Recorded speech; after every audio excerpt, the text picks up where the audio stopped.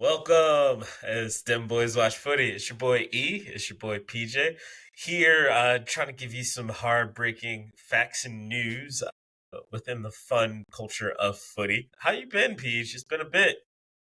It is. Yeah, man, I'm good. As you can see, I'm in my childhood home. I think I might have filmed another episode here, so you can see all the crazy stuff that is on my wall. My dad has a lot of free time, but perhaps more importantly, you might have noticed my Major League Soccer sales center Yeah. scarf I still have from 14 years ago, where I met you and how this podcast is happening right now. What you know Yes. about that? Some crazy times. Of all of the scarves that are on my wall right now, it'd You be don't got really nice this to one put that one though. up. Yeah. It'd be really nice to put that one up. But yeah, that was a blast from the past when I first saw that around your neck. I was like, the former graduation scarf. Hi, my name is Pierpont Johnson. I'm calling on behalf of Minnesota United when they were in the USL. Are you interested in a group pass, perhaps season tickets? What a time. Wow. Yeah. 14 years ago, we were really pushing tickets with the USL and then moving on up to Colorado Rapids and to the New England Revolutions. Si, senor. It's good times. But Yeah. wanted to thank our listeners again for giving us some time out of their busy days to at least have us on Spotify, on YouTube, on Apple Podcasts. It's been really appreciated. We're now up to almost 1,000 followers on YouTube. Really appreciate all the love and support there. If you guys can keep giving us some likes and some subscribes, keep sharing our content. It's really appreciated. Really thankful for it. If we can also get our IG up, we're close to around 100 followers there. If we can Yay. get up to 100 followers, it would be really awesome at Dem Boys Watch Footy. But yeah, wanted to start us off in a very interesting place because right now we're at the international break for all club football, and we're now pushing forward with all international right now. Haven't really much to talk about within that realm. All of the matches are starting to get played either end of this week or middle of next week. Anything interesting on the horizon for you to watch out for, Peach? Well, me, I'm a US bias, so I'm looking forward to seeing their first official non-friendly match tomorrow against Jamaica, the Reggae Boys. Yeah, that'll be a really really good test for Pochettino and the lads. It'll be very interesting to watch how his tactics get implemented, especially against Jamaica. I mean, we haven't really done that well against Jamaica the last couple of years. I mean, the wins that I have seen notably, we only squeaked out a 1-0 victory in that last Nations League tournament that we had. Other than that, I wasn't really impressed with any of the like our matches against Jamaica. So Mm-hmm. Yeah, it's going to be interesting for so many reasons. First, like I said, this is Pochettino's first competitive match. But while the U.S. team is hypothetically stronger than ever in terms of talent, we do have a lot of injuries at the moment. yeah, And Jamaica, they never seem to be as some of their parts, but they do have some talented players, a lot of players in the EPL. So it's definitely going to be a must-watch game. yeah, for sure. Other than that, the England matchup, a lot of people are pulling out of the England squad right now. You have a lot of injuries that are flying around. Declan Rice, Bukayo Saka, Trent, Alexander Arnold, to name a few. A lot of people pulled out, and it's a little bit of a row right now with the English FA, especially because Thomas Tuchel, he just took over for the squad, and Mm. they're having a big rebalance right now. So we'll kind of see. That'll be something to really look out for. Mbappe is not going to be playing for France for the foreseeable future. He's having a row with Deschamps, the French national manager, World Cup winning manager. So it's a lot of transition. We're in a very transitionary period right now within world football. All of these injuries that are happening during the club season, but then as well, players are feeling that the amount of competition and amount of games that are happening as well. We've brought it up a few times within the show. The amount of matches that are happening, especially this calendar year, More is injuries. yeah, it's kind of crazy. So don't want to belabor that topic, but it's something to really be on the lookout for right now. Real quick on that, how's English media kind of reacting to a non-English coach It was heading a England? very xenophobic response that they Mm. had because English, they really want to tout how for the longest time before Fabio Capello, it was Sven Goran Eriksson. He was a Swedish manager, and then you went to an Italian manager, and then their best spell ever came from an English manager, Gareth Southgate. He actually took them to two finals within the Euros, even though he lost both, but he got there. That's something that the English hadn't done in a very long time. They still haven't True. won the Euro. Greece has a Euro before the English, which is hilarious. I But don't know why he was so criticized. I mean, I guess England was really talented, but England's literally always talented, yeah, and he got them further than their other coaches. yeah, it's just once you hit a ceiling, are you going to be able to keep producing? He was able to, but people still, those jobs are pressure packed. You only have so much time to really make an impact with the players that you have. And the tactics that you have are really on show for those matches on the national sides. All I can say is USA has England's number in the World Cup. We're 1-0-2 against them, so let's A lot go. of, hey, I'll take ties over losses any day. Exactly. Yeah. Then now we can get into the MLS playoffs. Want to give you some time to really discuss about like where you're thinking about what the big shock with Inter Miami losing to Atlanta United, but then as well what we're going to be looking out for within the conference semifinals. Yeah, I mean, going off of what I said before that I was so excited to talk about, I mean, not only did Miami have one of the greatest teams ever with Messi and Busquets, Jordi Alba, they proved it in the regular season. They won the Supporters Shield, they set the points record, and they just generated a lot of buzz around the league. So they lost to an 8 seed. It was like Yeah, when the Nuggets shock. beat the Sonics in 1995. You know what I mean? That was just such a crazy series because they lost the first game. Then there was a golazo the last minute at home in Atlanta in front of 70,000 people. You can see Arthur Blank chanting, the owner of the Falcons as well. And then they go and do it And in Miami. Are yeah, you kidding me? After yeah. like some weird incident where like Messi and Brad Guzan were hugging each other. That was crazy. What are your thoughts on it? Well, it was very interesting to see Luis Suarez trying to pick a fight with Brad Guzan, even though he got knocked all the way into the back of the net, looking like Spider Man back there, and he got up. It was some fighting words, but it was a very resilient effort from Atlanta United. I mean, it was funny reading some of the comments. Jordi Alba specifically saying, "I really think that whoever there shouldn't be a playoffs. It should just be the best of the East versus the best of He the West." said that. Yeah. Yeah. What do you think of that? Well, I mean, he's European, and the structure of playoffs do not make sense to the European football mindset. Is the MLS the only league in the world where the playoffs matter more than the regular season? Well, you have Copa Libertadores, and then you have like the big Cone Bowl championship. No, but for So just purely for domestic. I I would think so. I Yeah, think so, right? yeah.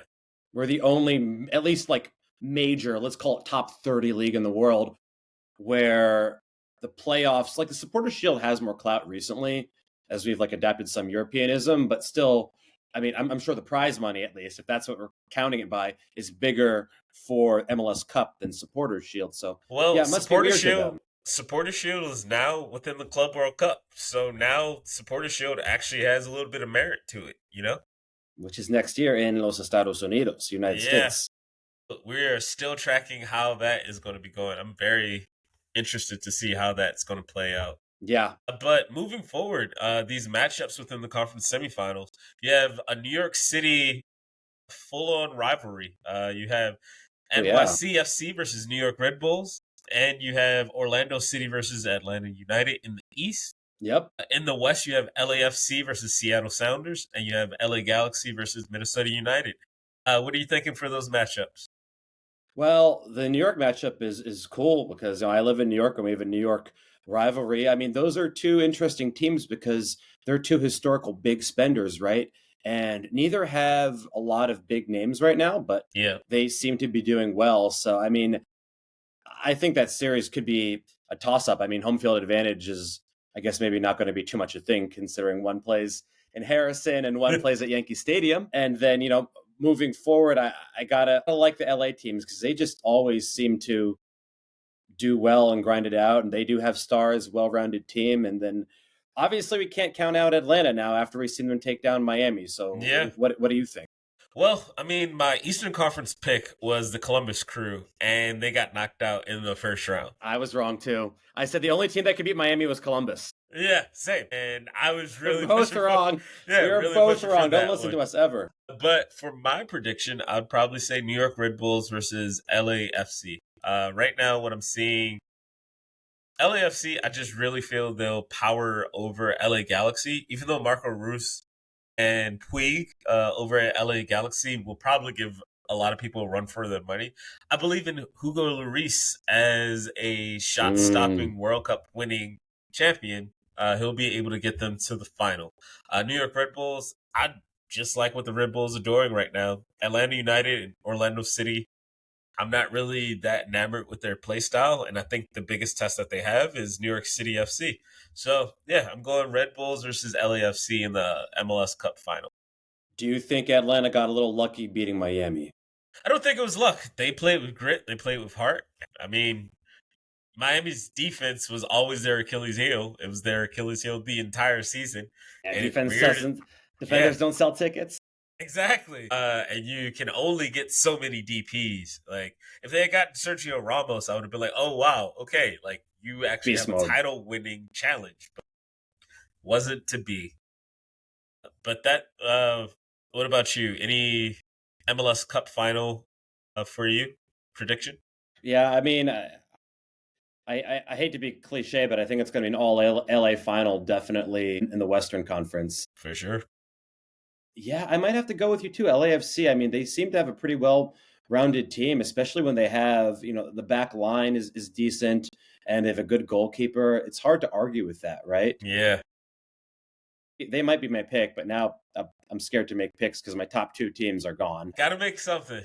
So we stand on business out here, so you got to do it. I'm feeling crazy, man. After they beat Miami, man, I think Atlanta could do anything. I mean, they have like probably the best home field advantage in the MLS. They're For sure. selling out. They might not have that crowd again because Messi won't be there, but even if they get to 50,000, like that's going to be tough for them to beat at home, although they are the 8th seed, so I guess they're going to play more away games. But well, I mean, the semifinal is a home and away, and the finals of the conference are just a winner take all to the MLS final. So gotcha. We'll see. Yeah, we'll see what happens. It's a very interesting situation. If our listeners let us know what you think about that MLS playoffs. Now, moving ahead, we're also going to talk about the women's side, the NWSL playoffs. We've gotten the Washington Spirit, led by Trinity Rodman, versus Gotham FC, the reigning champs right now. They won last year. And then we have the Orlando Pride versus the KC Current.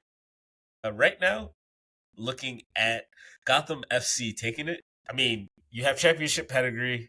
Washington Spirit they had a really great season.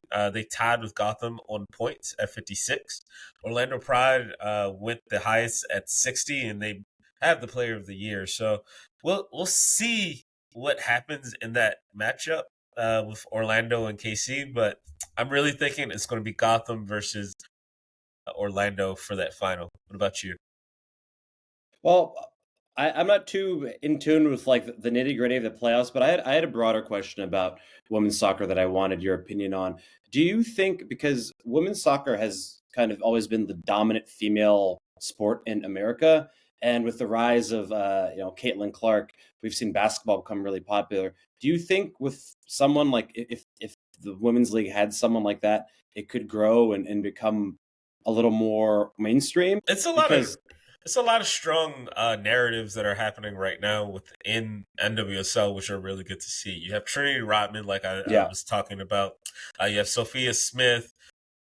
You have Azizat over in San Francisco. She's a Nigerian-born baller. Hmm. She's really good. You have the Thompson sisters. You know your stuff.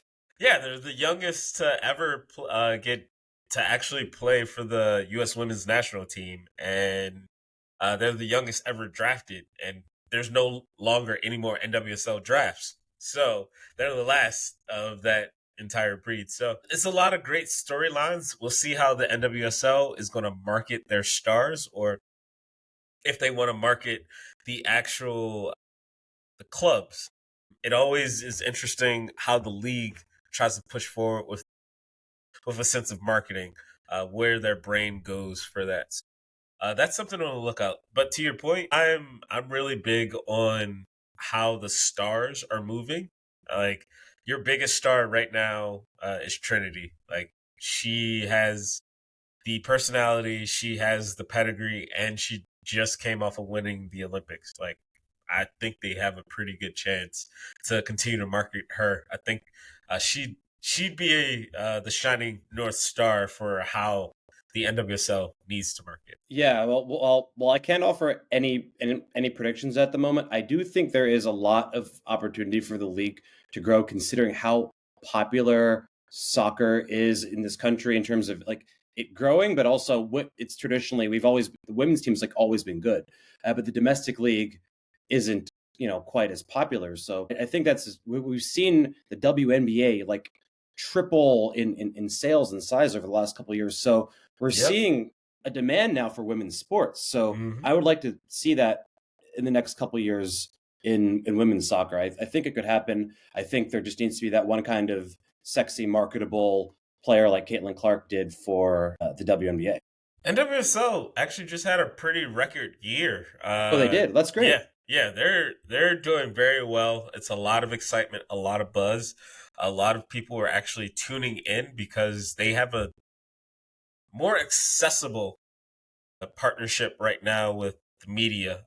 Their matches are actually shown on ESPN, CBS, and MLS. You have to have Apple TV and the MLS package to watch it.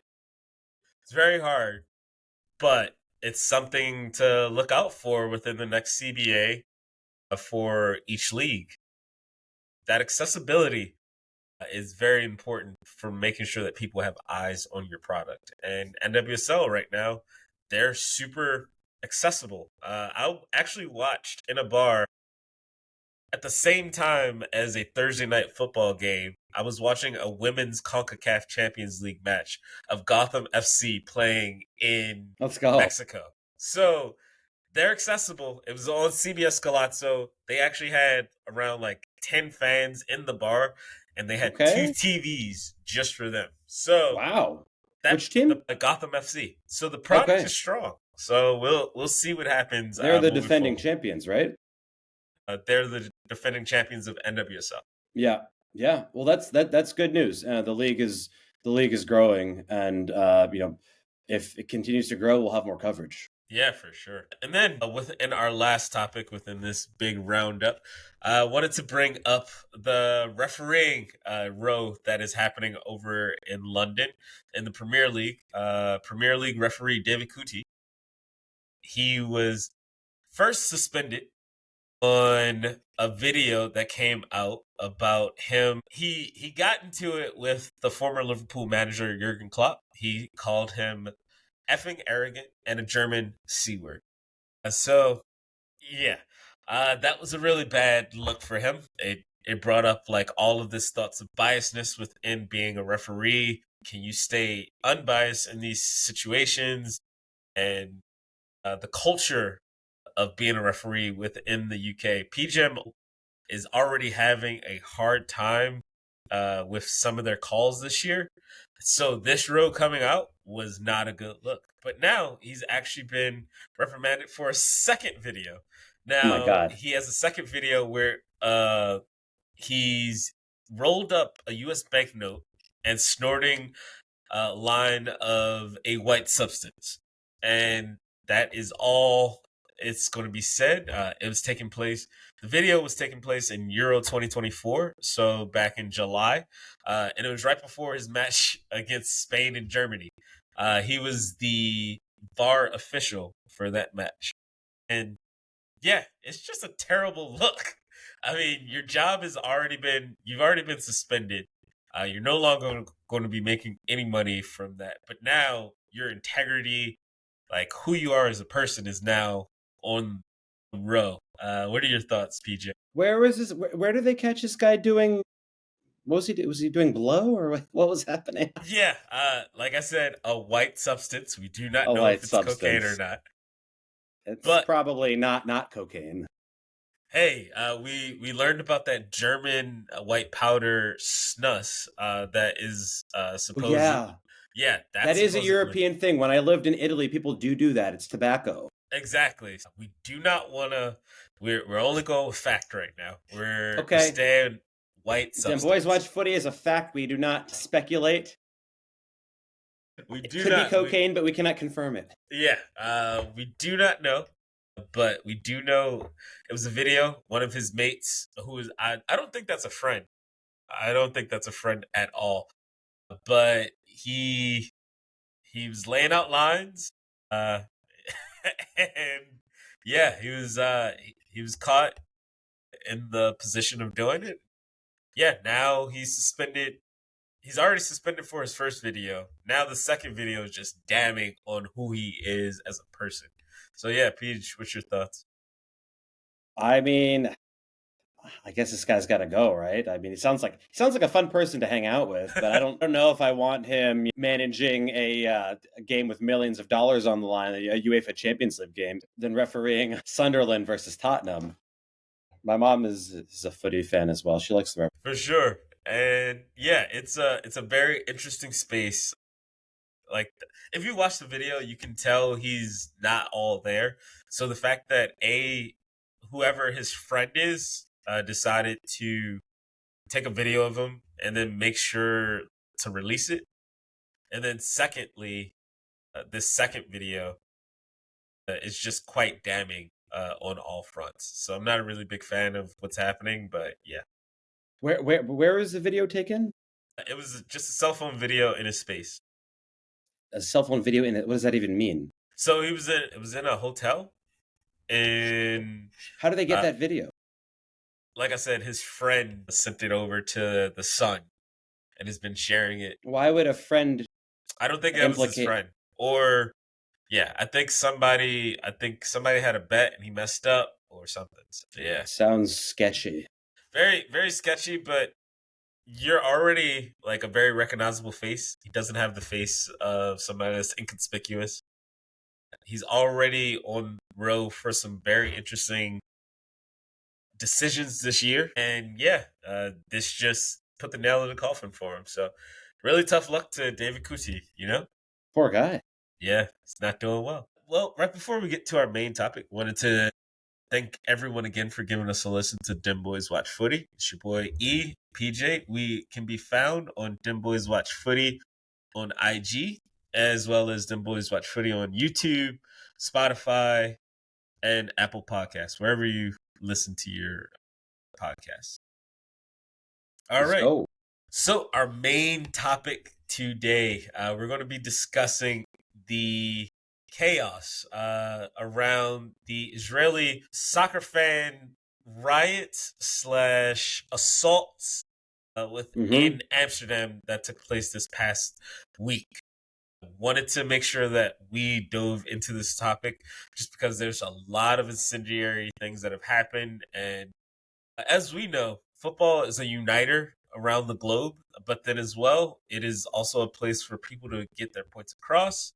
Also, in the past, we've seen hooliganism really take over the sport, so also wanted to shine some light on some a very brutal, very incendiary things that have happened over in Amsterdam. So wanted to also stay within the facts. So what we're going to discuss is before the match, what happened during the pre-match, and then as well the game.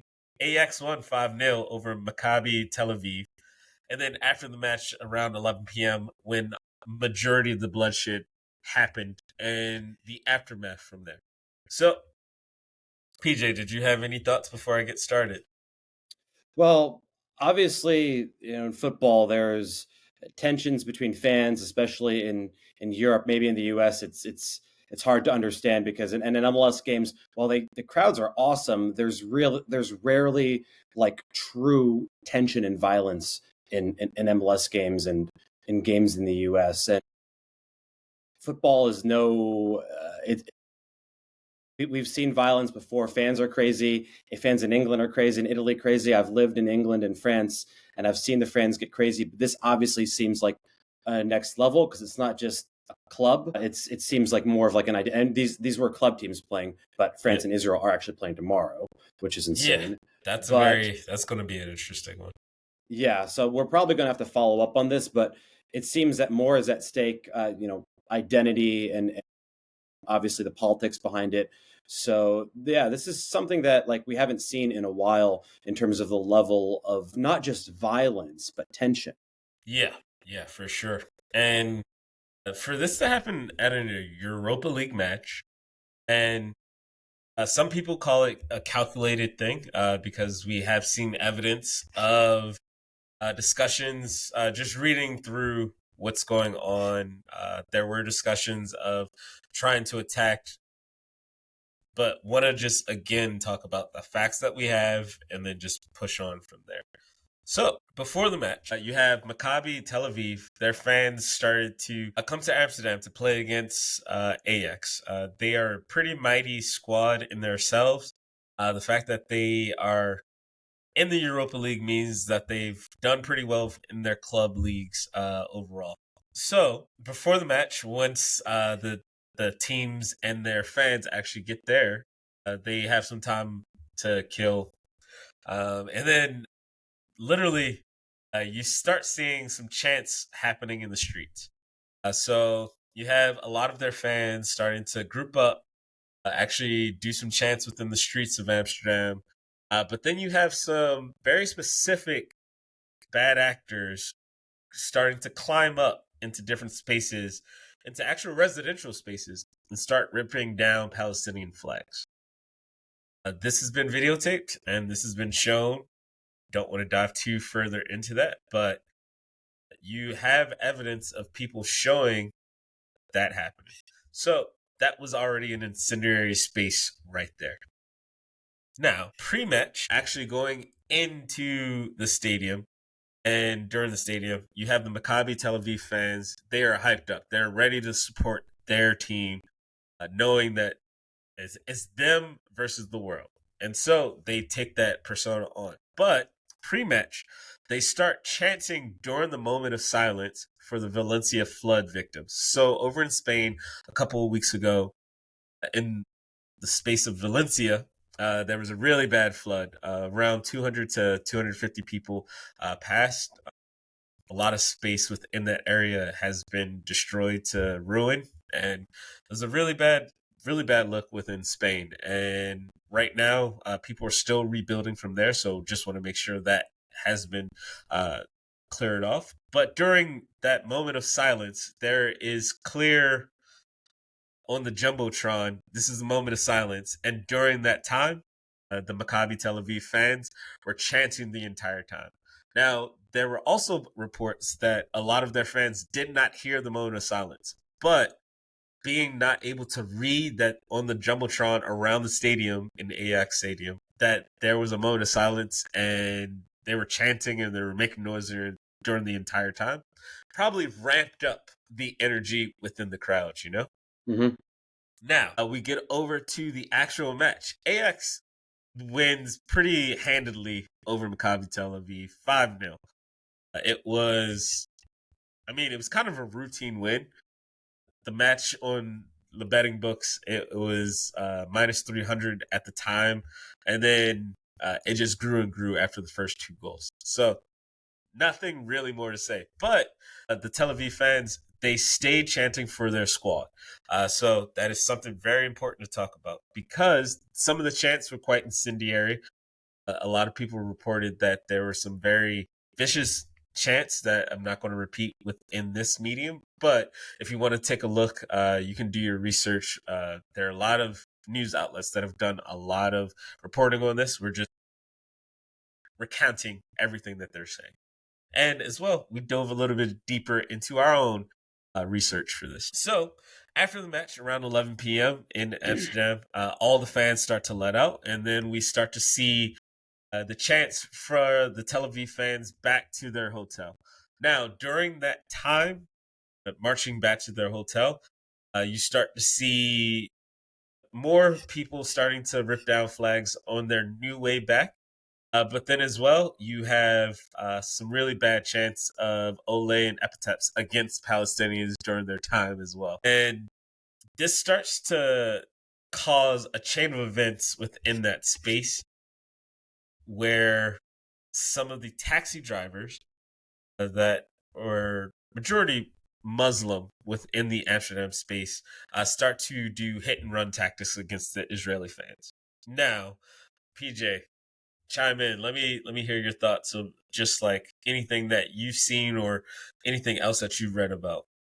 Yeah, I mean, first of all, I think you did a really good job of kind of describing what happened in as neutral as a way as possible. And that's the most that we can really do, because in a chaotic environment like that, it's not like a situation that's been going on for months where we can kind of get a broad overview. It was just right now, it's sort of one isolated incident, although I fear that it's something that might keep happening, especially with the match tomorrow with France and Israel. But it depends on whatever news outlet that you are following. The reports are sort of different. When I first read about it, it seems that there was a lot of anti-Semitic violence happening towards the fans of the Israeli club. And then when I looked into it a little bit more, it looks like that they were saying some offensive things that provoke that. So, either way, it's very sad. But what I can say going forward is, as long as a conflict keeps happening, whoever's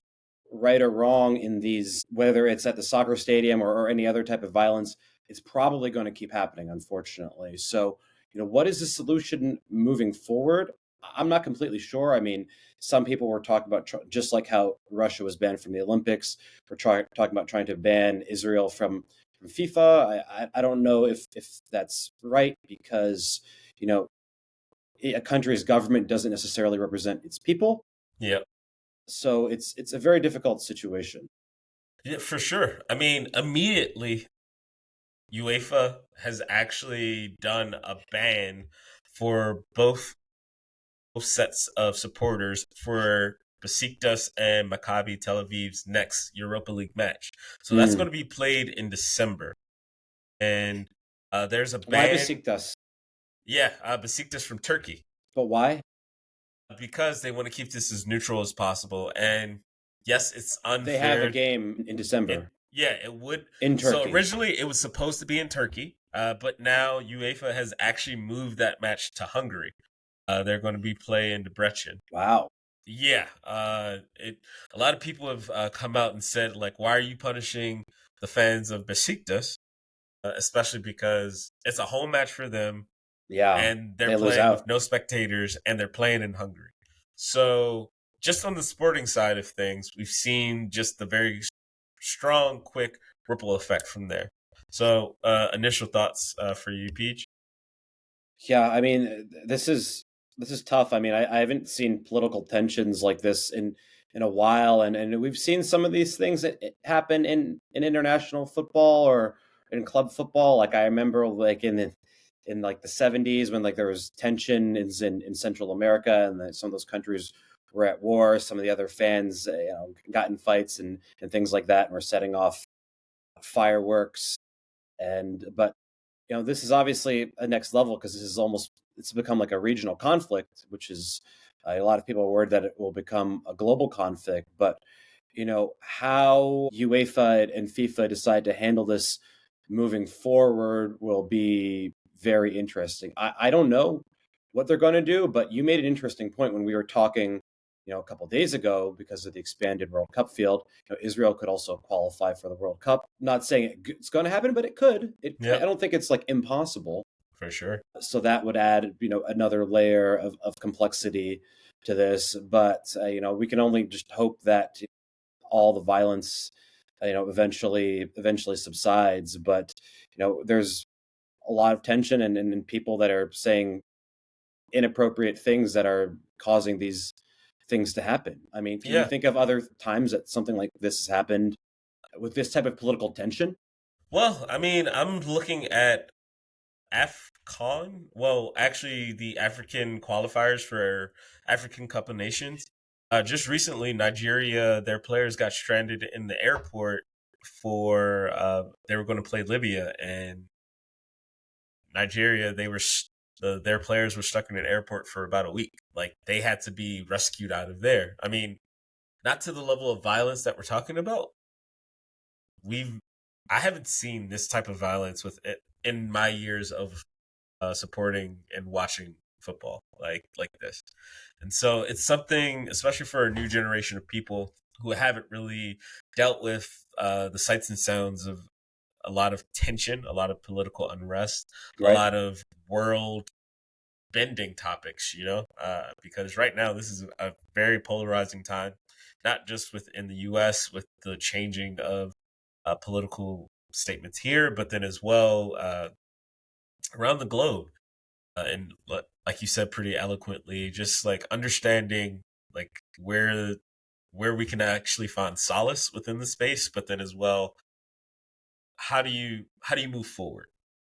And that's something no one has a perfect answers for. I don't have it. I just want to bring I mean, all do the you think facts FIFA forward, and UEFA are going to take any action? I mean, right now you've seen world leaders talk about this.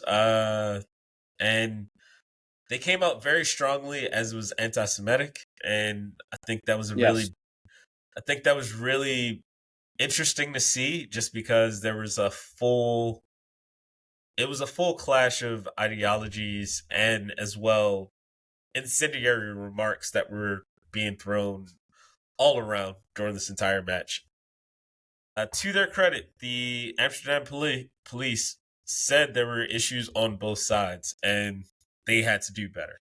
So I'm glad that they owned up. They also said like, "Hey, this is not right." But both sides were completely wrong in the situation. I mean, seeing the aftermath just directly, you had Israel sending over rescue planes to bring over their people, to bring back their people homes. Yeah, I mean, now that we know that Besiktas uh, and Maccabi Tel Aviv are going to play their match in a place in Turkey. You're going to be playing over in In Hungary, Hungary. but that's their best way to kind of quell the fire. But I don't know. I mean, you going to be pushing every match now in the Europa League that Tel Aviv is in until the end? Like, what if they keep advancing? You can't take away people's home matches, and you might have this incendiary, especially if you have Have they had fan. any home matches?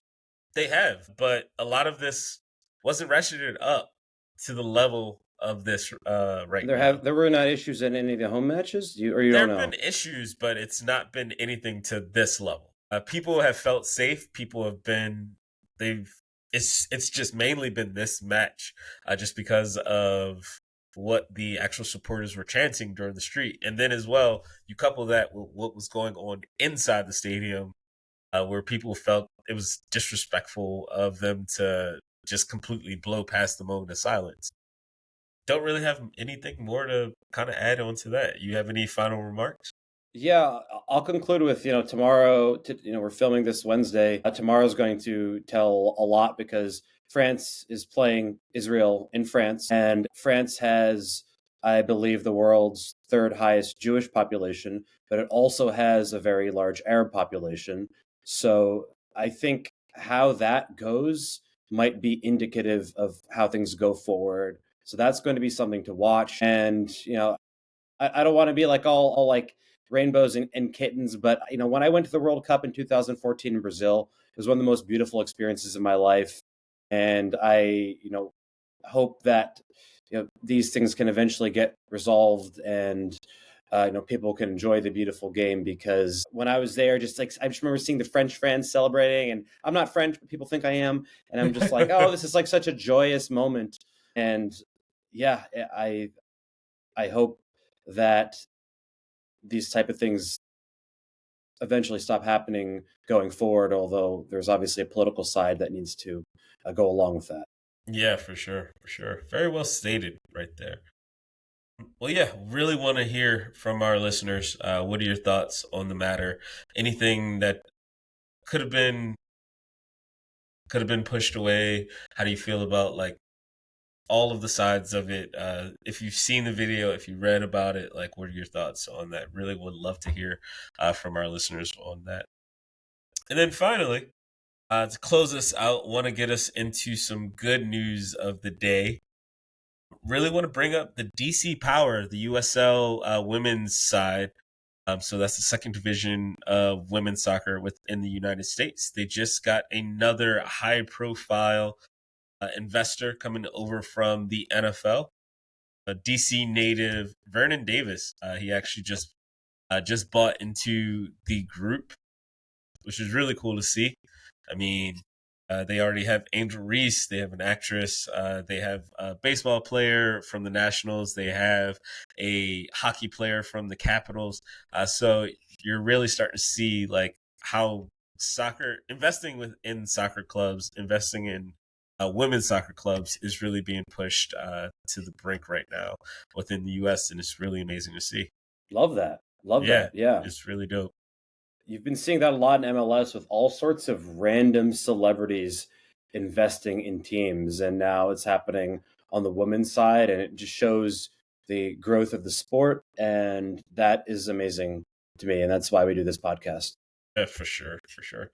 And then finally, one of my favorite players of all time, he's finally Thierry back. Henry.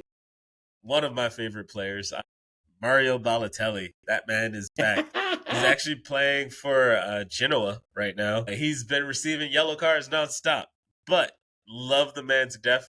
I will always he played for Manchester City, but his actually seeing him take off his top and then under his shirt it said "Why always me?" is still one of the most iconic things I've ever seen. The other iconic thing he did was during the Euros when Italy won. After he scored a breakaway goal in the semifinal, he took off his shirt and just flexed for about 10 minutes. Like he just stood there. And it was like actually 10 minutes. Yeah. It wasn't just like a euphemism for that. No, he just stood there brolic and he was just like, yeah, I do this. Wasn't he like in the Turkish fourth division last year? Yeah. But he's back in Italy and he's back playing for a top squad. Even though Genoa is not doing the best, but it's still really good to see that man. Are they in Serie A? I believe Genoa is in. I feel like they're always like either at the bottom of A or the top of B. I feel like that's where they always are. They're at the bottom of A right now. They're 17th. Yeah, right I now. got it. Yeah, my favorite moment was when City played the LA Galaxy in a friendly like 15 years ago. Yeah. He had a one-on-one with the goalie, and he did a 540 spin and tried to backheel it and missed it horribly. Yep. And the coach just yanked him out of the game. He's like, "Why'd you take me out of the game?" It's like, oh, because you just tried to do a 540 backspin and backheel the goalie. Yeah. It was crazy. And he has just antics like that. But then as well, his play was so good. He was one of the greatest penalty takers I've ever watched.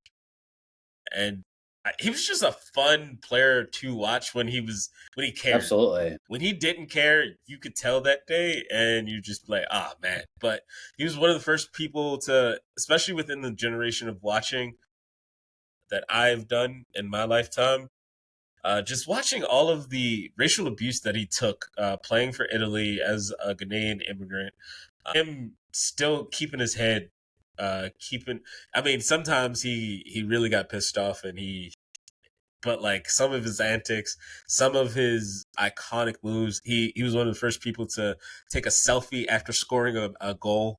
He actually just pulled it out of his sock and you're just like, oh, okay. But he posted NFL players do that now. Exactly. Just just really good to see him back in. Let's And then go. staying on Genoa, they just actually had a collaboration with the Undertaker to unveil their third kit. So Genoa is doing some pretty dope stuff within Serie A right now. Their sporting side is not doing well, but it's really cool to see like They're some of these fun. collaborations and partnerships within the Undertaker, league. like the WWF guy. Yeah, the Undertaker. He likes soccer. I mean, he's been a part of the Saudi League championship. He actually came out to do the pre-match handing of the ball over to the officials. He's done that 2 years in a row now. The Saudis really love him over there. So he's within he's within the culture right now, you know? That's wild. Yeah. Love it. Yeah. But again, thanks everybody again for giving us a listen to Dem Boys Watch Footy. It's your boy E. It's your boy PJ. We are signing out. Ciao. Peace.